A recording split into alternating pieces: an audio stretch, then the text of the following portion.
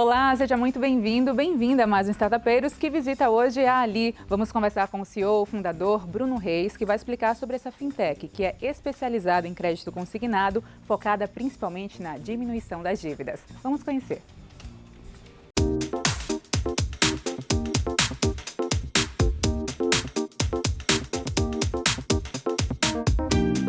E já estamos aqui com ele, Bruno Reis. Um prazer, seja muito bem-vindo a Startupeiros, Bruno. Meu prazer de estar com vocês. Vamos logo ali resolver uns problemas financeiros? Legal. Me conta mais sobre sua fintech. Legal. A Ali é uma empresa que eu fundei com os meus sócios em 2018. Nosso foco é fornecer uma linha de crédito para funcionários de empresas para que ele possa economizar contra outras dívidas que ele tem. Então, não é uma dívida que a pessoa vai escolher gastar ou comprar uma coisa legal. Nosso foco é diferente, é pegar a pessoa que ela já tomou decisões anteriores, ela já tem uma dívida, que representa aproximadamente uns 70% dos brasileiros hoje, e eu poder oferecer para ela uma alternativa de não gastar mais, mas economizar. Então, eu dou uma dívida com um aplicativo, porque nós somos uma fintech, então a tecnologia é muito importante para permitir acesso a mais pessoas e facilitar o entendimento. E aí eu conecto isso com o meu limite de crédito e aí eu identifico a dívida, ofereço para ele a alternativa de usar o meu limite para poder pagar dívidas mais caras e quando ele escolhe, ele me autoriza a ir lá e na instituição financeira original e pagar a dívida anterior. Então eu economizo, eu dou um crédito para economizar. Esse é o conceito do dia que fundou até agora. E a gente sabe que tem muita gente para poder ajudar nesse caminho, então é o que nós vamos fazer nos próximos anos. Mas e vocês? Como é que ficam a segurança nesse meio do caminho, nesse processo? Qual a ponte aí que também traz essa segurança, não sei se só jurídica, mas também financeira, para viabilizar o processo, Bruno? É uma ótima pergunta. Nós construímos o produto em torno do crédito consignado. Significa, eu tenho uma segurança na legislação e no produto que garante que eu faço desconto na parcela da remuneração da pessoa. Ela tem que ser um desconto pequeno para que a maior parte do salário da pessoa vá para ela. Então não tem o risco de eu superendividar uma pessoa. Não tem isso, diferente de outros créditos, que ele pode ser uma parcela que a pessoa não vai sobrar nada no salário dela. Então eu faço desconto na folha de pagamento. A segunda questão da garantia é quando o colaborador ele tem mais tempo de casa na empresa, como diz comumente uma pessoa que trabalha mais tempo na empresa, eu consigo avaliar que aquela pessoa tem uma tendência natural a passar mais tempo na empresa. Então eu considero elementos de estabilidade da pessoa para dar um limite de crédito que consiga fazer mais vezes o uso da economia. Então eu tenho uma segurança com desconto em folha, que é uma segurança do próprio produto consignado. Eu tenho uma segurança importante que é, como eu estou reduzindo dívidas da pessoa, eu faço que ela tenha mais capacidade de pagamento ganhando a mesma coisa. Então imagina que a pessoa que ganhava R$2.000, ela vai continuar ganhando, mas eu reduzi o risco só porque ao invés de pagar uma taxa de juros muito mais alta, uma parcela mais alta, eu tenho uma segurança que vai sobrar mais dinheiro no bolso dele. Então, eu tenho uma inadimplência muito menor que, inclusive, o próprio produto de consignado de outras instituições financeiras.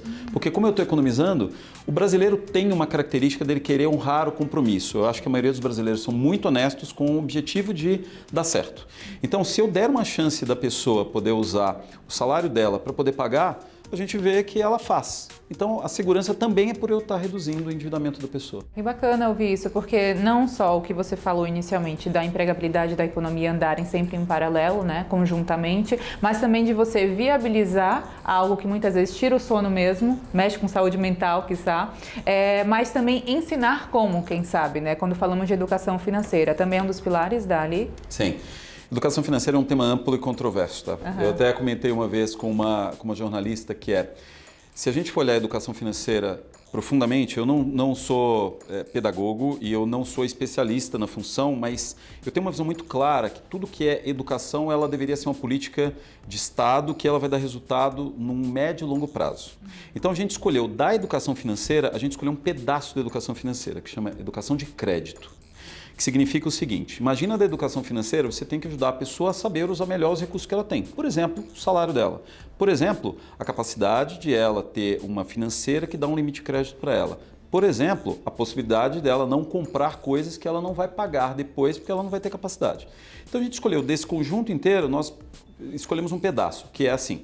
Eu vou ajudar a pessoa a entender que tem questões próprias delas que vão permitir que ela consiga ter crédito com uma instituição financeira. Por exemplo, na nossa, significa ela ter um emprego formal em uma empresa que tenha um convênio conosco, significa que ela pode ter uma linha de crédito. Se ela não fosse vinculada a uma empresa, ela não poderia ter conosco. Então, a gente escolheu a educação de crédito falando o seguinte: Entenda que se você fizer algumas coisas na sua vida pessoal, você tem capacidade de pegar linhas de crédito e isso vai permitir você tomar decisões de consertar questões passadas. E aí isso é a forma como a gente contribui para a educação financeira. Eu dando conteúdo, mais uma tecnologia que consegue ser entendida por todos. Exemplo, eu tenho mais ou menos uns 80% de todos os nossos clientes, que são mais de 300 mil vidas, que a primeira vez que ele contata com a gente, ele faz o WhatsApp.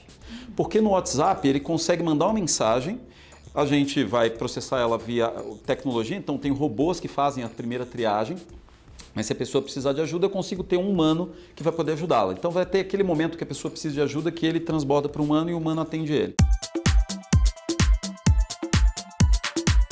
Quando você fala dessa tecnologia, ela também permite, quem sabe, visualizar principais perfis que mais se endividam, se é jovem, se é um profissional mais sênior, homens, mulheres. Tem também um parâmetro que você pode trazer para a gente? A tecnologia permite a gente entender bastante isso.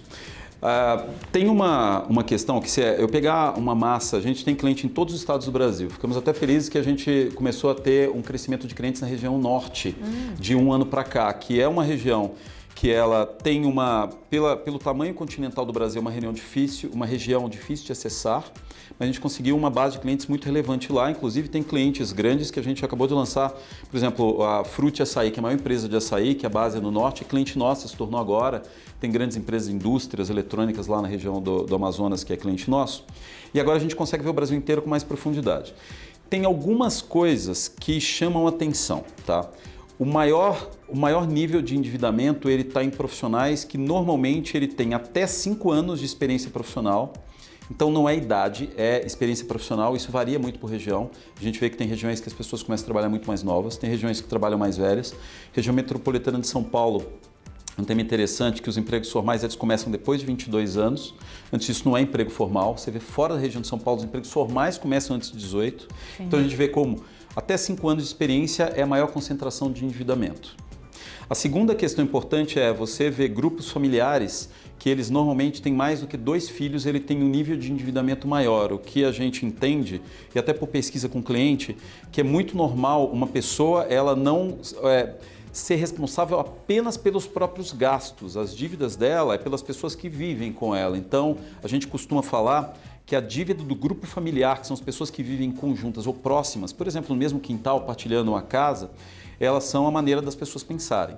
A terceira questão é, a pandemia agora já acabou, mas a gente pensa que nós tivemos um período de 3 anos atrás que mudou muito as relações das pessoas, né? Tinham pessoas que conseguiam trabalhar em locais onde ela nunca ia viver, então ela trabalhava remotamente. Agora está tendo um fluxo que a gente vê de volta. A gente vê muitas empresas trazendo a questão de priorizar contratações onde as pessoas possam estar pelo menos nos escritórios frequentemente. Então, quando eu olho o conjunto inteiro, tem algumas coisas que chamam atenção. A pandemia ainda tem efeitos de endividamento contraído naquele período que as pessoas ainda não pagaram, tá? É muito normal. E aí, isso até coloca uma complexidade adicional. Por acaso agora, o presidente do Banco Central comenta que seria muito importante o Brasil, muito Brasília, pensar em mudar um produto financeiro que chama rotativo do cartão de crédito. Para colocar em dimensão isso, representa aproximadamente 10 bilhões de reais de dívida nova constituída todos os meses. 10 bilhões de reais é muito dinheiro. É mais do que qualquer notícia de jornal que a gente vê que o Congresso Nacional ou o governo federal conseguiu mover para economizar. Então 10 bilhões de reais todos os meses, não é o ano, é o mês. É muito. Só que quando você coloca isso em perspectiva, você tem 100 bilhões de reais todos os meses de dívidas que não são rotativo. É, por exemplo, cheque especial. É, por exemplo, empréstimo pessoal. Então, quando você olha esse número todo, da pandemia para cá, esse número dobrou. Quando você pega fevereiro de 2020, que é o mês onde iniciou a pandemia, aquela média, que hoje é 100 bilhões de reais, era menos de 50. Significa que as pessoas começaram a se endividar mais para fazer as mesmas coisas. Então, qual que é a visão?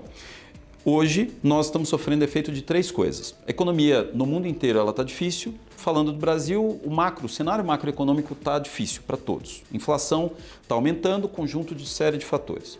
Ponto 2, nós ainda estamos carregando decisões durante a pandemia que a gente ainda não conseguiu pagar como brasileiros.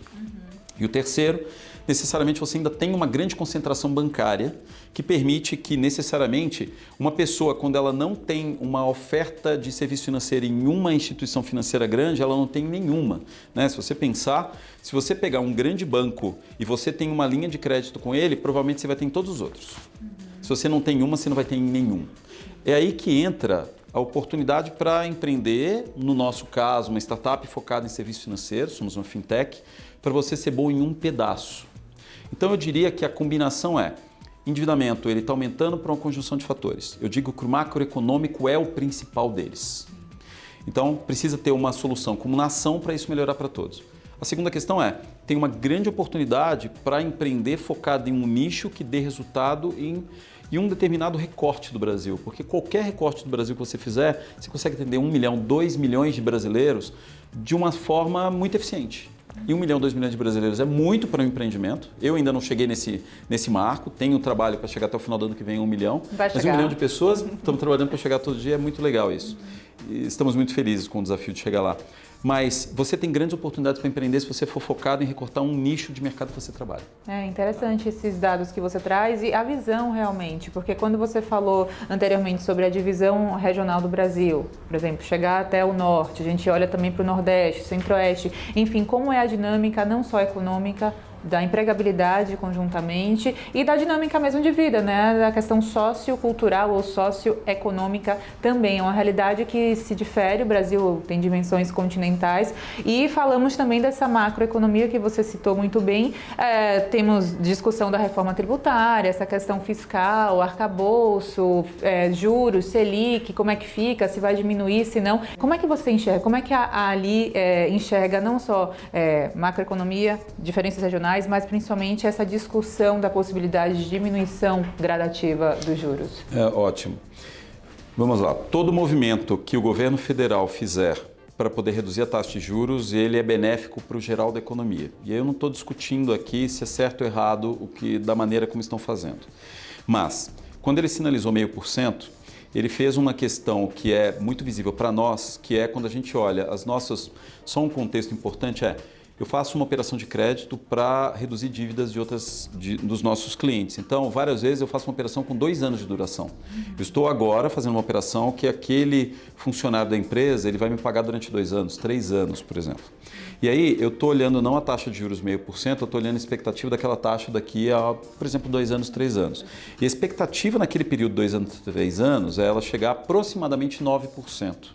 O que significa que isso ele reduz para nós, em média, em torno de uns 5% do total do custo do capital nesse período. Então, aquele 0,5% ele se torna, quando eu olho ao longo de um período de 2 anos, 5%. Então, é bastante. Só que, ao mesmo tempo, a gente tem que entender se isso vai conectar com uma outra questão, que é essa taxa ela deve continuar caindo ou ela vai ter um problema, que o governo não vai conseguir arrecadar de maneira suficiente para poder fazer os investimentos, ela vai voltar a taxa a subir. Então, primeiro, aquele 0,5% a gente já vê o efeito prático em reduzir a nossa visão futura, daqui a 2 anos ou mais, do custo de capital, isso é benéfico. A segunda questão é, quando eu olho regionalmente, ele tem algumas características, né? E aí até estatísticas oficiais. Acabou de sair uma informação importante que é no final do ano passado, todas as empresas tiveram que informar as informações do ano de qual que era a sua base de colaboradores e qual que foram as mudanças, contratações e demissões. Isso está num sistema que chama RAIS. E tem algumas coisas muito interessantes. A região do Brasil que teve a maior variação entre contratações e demissões em percentual foi a região sul do Brasil. E foi a primeira vez que isso aconteceu nos últimos 4 anos. Então, não significa o maior número de pessoas contratadas e demitidas, significa percentualmente os colaboradores que tinham dia 1º de janeiro versus os colaboradores que tinham dia 31 de dezembro do ano passado. O que mais contratou e mudou as pessoas, contratou e demitiu em números totais, foi a região Nordeste, porque é uma região muito numerosa. Então é normal isso acontecer numa região muito populosa.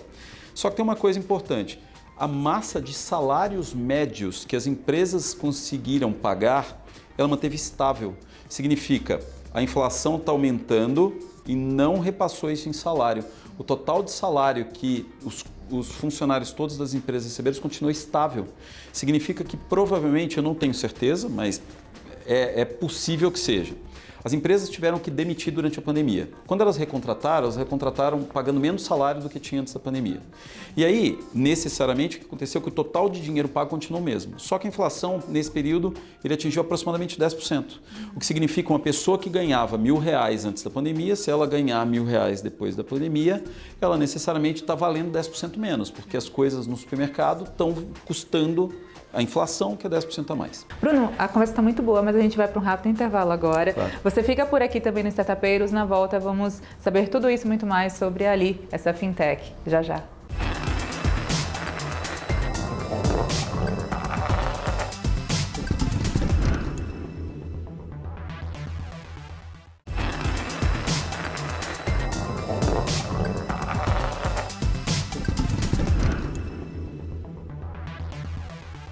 Startupeiros de volta, Bruno Reis falando sobre a fintech Ali. Bruno, a gente sabe que é muito importante quando a gente tem um pensamento principalmente de empreender no Brasil, né? Lidar não só com desafios gerais, mas também com desafios pessoais. A questão da resiliência, de você entender a dor do mercado e buscar solucionar aquele processo, aquele problema, principalmente quando falamos de uma startup em específico. Qual a sua visão a respeito dessa questão? Talvez esse é o desafio de todo empreendedor que decide fundar uma startup, né? A minha carreira, ela foi criada em empresas. Eu comecei trabalhando como profissional em empresas, me tornei executivo em empresas, tive boas escolas e aí eu lembro claramente uma das melhores escolas que eu tive foi trabalhar na Oracle, que é uma empresa americana de software. Eu trabalhava numa divisão que era a que avaliava e adquiria outras empresas. Então era uma coisa legal que você aprendia a avaliar se o que você oferecia tinha valor para o seu cliente ou não. Isso foi no meu início de carreira, foi uma experiência muito interessante. Quando eu decidi empreender em 2017 e eu trabalhei, a empresa foi criada no final de 2018, a gente começou, o nosso primeiro cliente foi em abril de 2019, 4 anos atrás. Mas quando eu passei 2018 inteiro procurando qual que era o produto que nós iríamos oferecer para os clientes e que estava muito claro para mim que tinha que ser um produto que reduzia a dívida dos brasileiros. E em 2018, a economia não estava tão desafiadora quanto agora, tá? Ela era uma economia, o Brasil sempre tem isso, né? Nós somos brasileiros, a gente sabe que o Brasil nunca é fácil, a gente tem um desafio atrás do outro, mas naquele momento a economia não estava tão, vamos dizer, ressaca do Covid com a inflação que tem agora.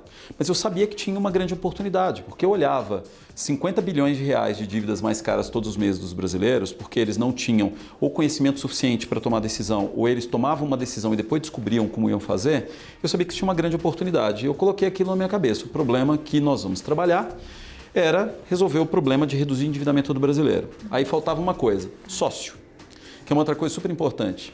A coisa mais legal de você ter uma startup é você perseguir a criação de um produto e verificar que o seu cliente gosta daquele produto e que resolve um problema. E o segundo é você descobrir pessoas que você vai querer ter uma relação muito mais próxima do que o seu parceiro, do que o seu parceiro de vida. Porque o seu sócio, ele é uma pessoa que ele vai ter um efeito prático na vida da startup de multiplicar. A criação do produto era uma coisa que eu passei um ano inteiro trabalhando em como era a possibilidade de nós fazermos um produto que ia ajudar as pessoas. E estava muito claro na minha cabeça, no meio desse período, que era a redução de dívidas. E aí a gente trabalhou para poder viabilizar ele, contratando pessoas suficientes para poder fazer a parte do produto existir. Isso era um capítulo. Mas, ao mesmo tempo, o produto só existe se eu tivesse pessoas que davam continuidade nele. Então, foi uma coisa que foi meio dupla.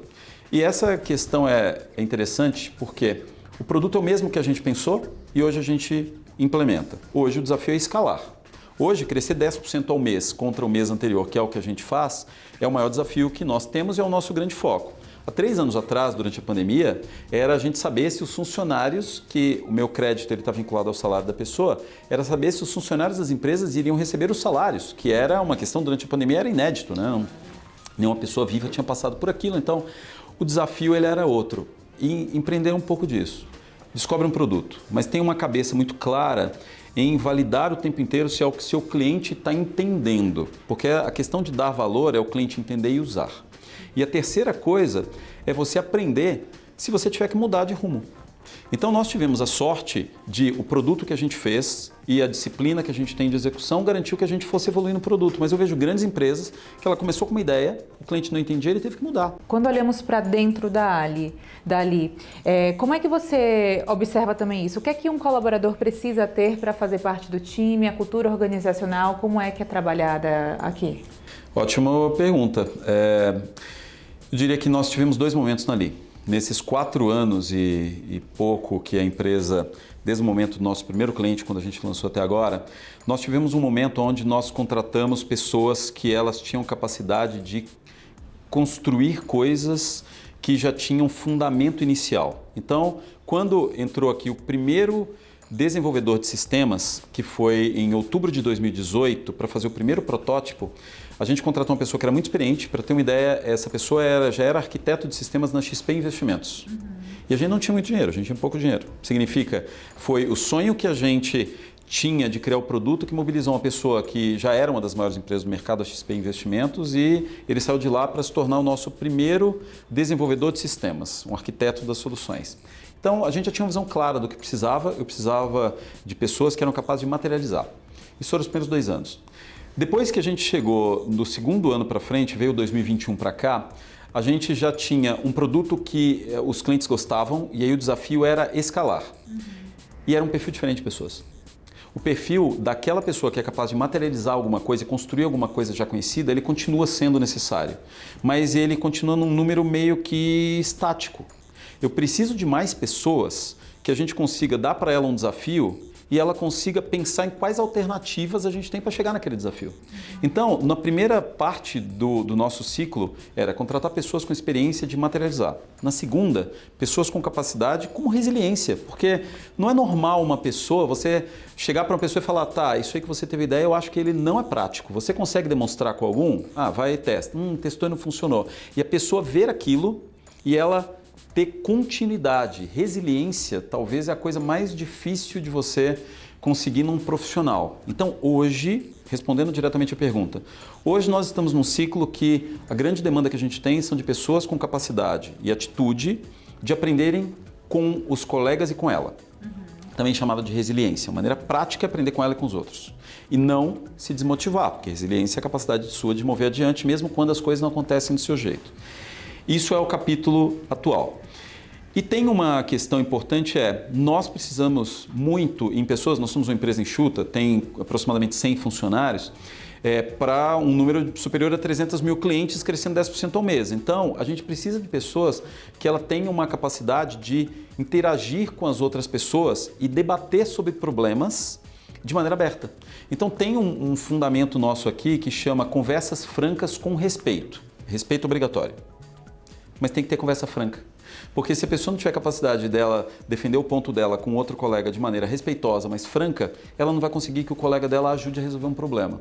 Então hoje eu diria que nós estamos num momento que as características interpessoais da pessoa têm um peso muito grande. Além das características técnicas. Eu preciso de bons profissionais na área de engenharia de produtos, desenvolvedores, marketing, atendimento a cliente. Mas essas são as características, eu diria que são os fundamentos profissionais que a pessoa. Mas eu preciso de uma característica de relacionamento interpessoal que é o que faz a pessoa mobilizar os colegas dela. Tá? Então, isso é o nosso momento. Né? Super importante, técnicas Exatamente. E comportamentais. A gente já chegou ao final do programa. Se você puder rapidamente, em poucas palavras, traduzir sua mensagem final, enfim, passar sua mensagem para quem nos assiste, fica à vontade. Rapidinho. Excelente. É um prazer estar aqui com vocês. Eu sou apaixonado por empreender. É o segundo empreendimento que eu toco. Eu diria que é uma das coisas que eu tenho certeza que vai fazer o Brasil progredir se o primeiro objetivo de um recém-formado for empreender em algum momento da vida dele. E para isso você tem 3 grandes coisas. Consiga pessoas que você confie e que você queira chamar de sócio. E não são amigos, são sócios. Inclusive, várias pessoas que não seriam seus amigos são os melhores sócios. Segunda questão, seja um objetivo muito grande de resolver um problema de clientes. Mapeia esse problema e busca até você resolver. Várias vezes dela você primeiro precisa fazer no cara a cara com o cliente para depois você colocar tecnologia. E o terceiro, seja muito bom em mostrar para o cliente que ele está recebendo e o cliente te ajudar a conseguir o boca a boca com os próximos. Se você fizer esses 3, você consegue fazer um empreendimento com pessoas boas a ganhar o mundo. Tá? Então, empreender é um prazer. Ótimas dicas. Olha, parabéns pelo sucesso e que cresça cada vez mais e mais. Também pela profundidade de conhecimento e por ver nos seus olhos que é nítido o que você faz e o que você faz com amor, né, Bruno? Que eu acho que também é uma das coisas que mais movem e trazem sucesso como resposta àquilo que a gente faz. Parabéns. Obrigado. Conte sempre com o canal Empreender. Bom trabalho e até a próxima, viu? Obrigado. E para você também que nos acompanha, muito obrigada sempre por sua companhia, audiência. Lembro sempre que o programa também fica disponível no canal do YouTube. Até o próximo, Startupeiras!